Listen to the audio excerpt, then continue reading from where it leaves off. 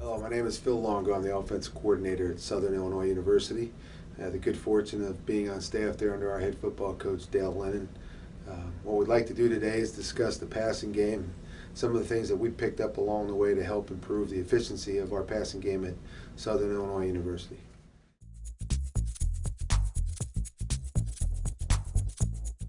Initially, when we sit down and discuss the passing game, both as a staff and then in our unit and our team meetings with the offensive personnel, a lot of times I think philosophy gets overlooked or that page gets turned quickly. And for us, I think it's important that we discuss each component so that players understand why we're doing what we're doing. I think when they have a little bit more of a stake in and understand the purpose of what we're doing, they can invest their time and their efforts because they have a greater knowledge base with regards to what we're trying to do on the field.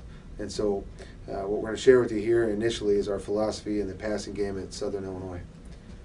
First thing we want to do is we explain to our kids and we talk about as a staff stretching the defense horizontally pre-snap, which means we want to be, not all the time, but we want to be in some formations that are going to initially stretch the defense from sideline to sideline. The second thing is, and I think it's an important item in our passing game, is we want to at least have one receiver in our pass scheme on every play stretch the defense vertically.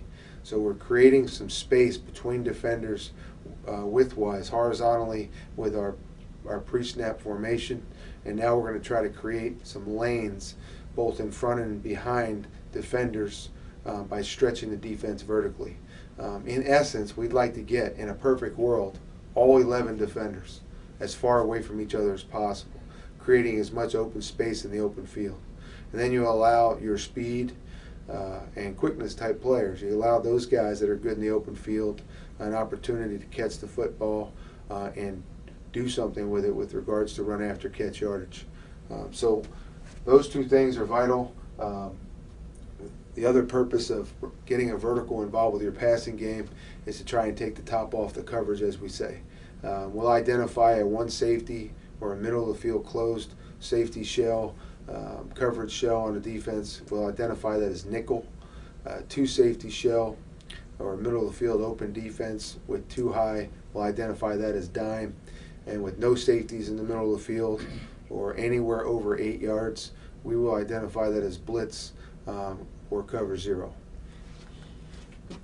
Defenses need to know that we're always going to take a shot. I think it helps the defense and their personnel, and I think it helps the defensive coordinator when game planning if he knows that we're not going to be an offense that's going to take some shots. I think it's important that teams that are going to play in the future and teams that are playing you that particular day know that you're going to take some shots during the course of the game. And I think it helps keep them honest with regards to creeping their safety and corner shell defense down towards the line of scrimmage.